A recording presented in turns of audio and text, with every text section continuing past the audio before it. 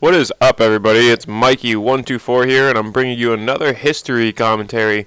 I've got some Rainbow Six Vegas 2 gameplay. This is what I started off my whole history commentary series with, so I thought I'd go back to it. And I'm right at Xbox 360 history, so yeah, what other game more appropriate? So yeah, I left off the last commentary talking about GameCube. I had gotten a GameCube, and I played, like, I don't know, more like party style games, but I hadn't really gotten into like solo hardcore gaming in a while. Like the last hardcore games that I played by myself were back on PS1 like years ago, and this is 2005 when the Xbox 360 came out. I graduated high school that year, and I moved in with my ex-girlfriend into an apartment. What a terrible decision that was, but whatever, can't change the past. It's what I did. And then I started hanging out with Bank a lot more too. And Bank got the Xbox 360 a couple months after its release. It was released in November of 2005, and he had it by January of 2005. And he would bring it over to our apartment, and we'd play games like Madden, I think '06, the one with McNabb on the cover. And we would play, he had a Burnout game, I think that might have been a little bit later. And he also had COD 2, which was the first 360 game that I ever played. I played the demo for it, or it's either that one or King Kong, because both of those games came with like if you ever played the demo for 360 at a Best Buy or something like that, they had either Call of Duty 2 or King Kong, both of which games like looked phenomenal to me. I was blown away by the graphics. I couldn't even believe it. Like, it had been so, like I said, it had been so long since I played games like hardcore just to yeah, just for like the fun of it, just to like have some like solidarity, and I don't know if solidarity is even a word, but just to do something like by myself, you know.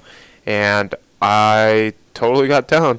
It wasn't till November of 2006, however, that I got my own 360. I played a lot of 360 with Ank and at his house, and he would bring it over to the apartment, as I mentioned, and yeah, we played the crap out of it.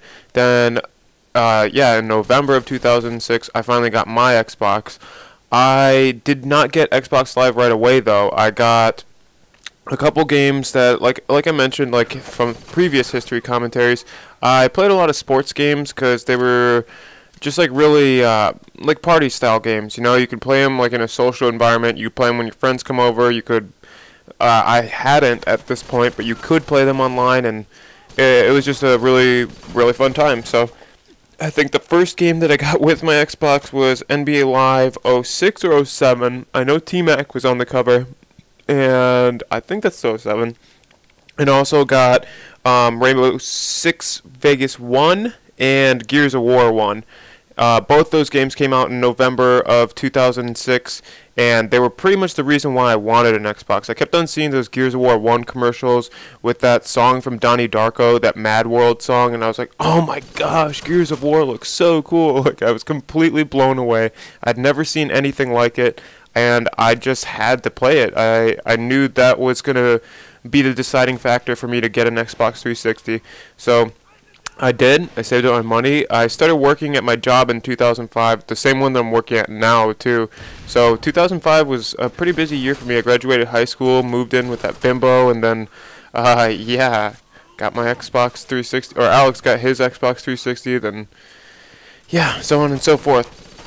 But yeah, then the whole next year pretty much I did not get Xbox Live until Halo 3 came out, and Halo 3 didn't come out until 2007 in September. So for that whole next year, I was just playing games offline, not really for achievements or anything. I still didn't really know what gamer score really was, but I would just play games.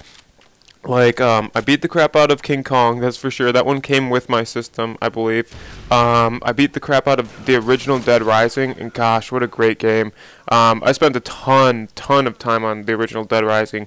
I never did get, like, the 7-day survival mode achievement, or the 5-day one, which I would have liked to, because I think you get Zero's Buster sword, right, from Mega Man. I got the Buster gun, like the actual like blaster, Mega Man's blaster, and that made the game so much fun. But yeah, I got also Prey, which was a first-person shooter. They're making a sequel to it too. I'm sure eventually I'll get down on that.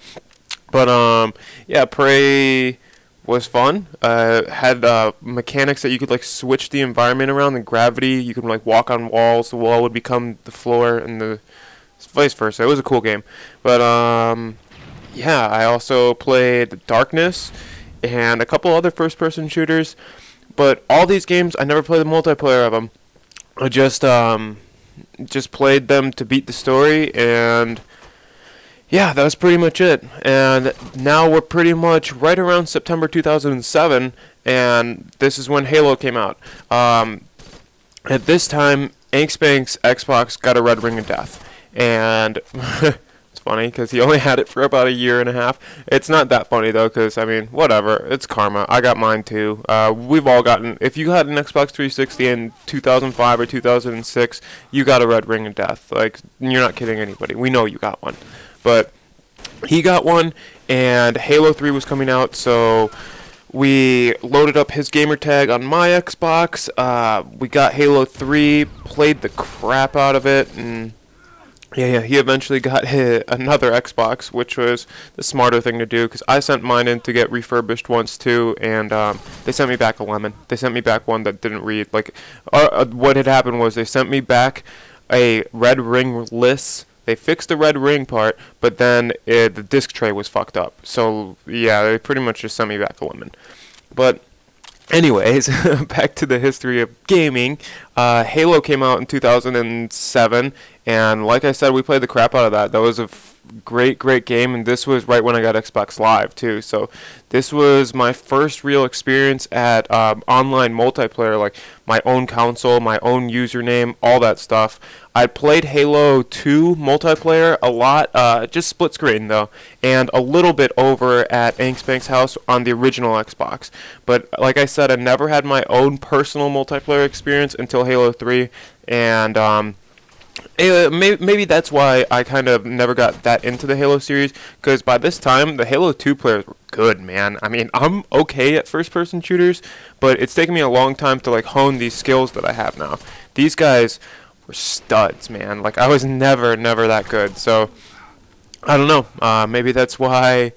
Yeah, like I said, I didn't get that much into it.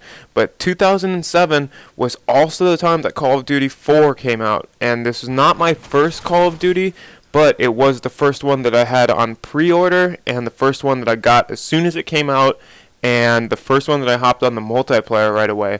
And I'm going to save that, actually. I'm going to break this Xbox commentary into two parts, because I feel like my Xbox history has a few parts to it.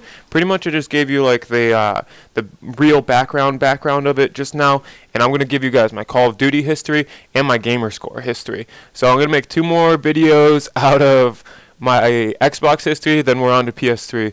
That's the end of this video. I got a nice little bonus clip for you guys right here. Hope you guys like it. Alright, peace out.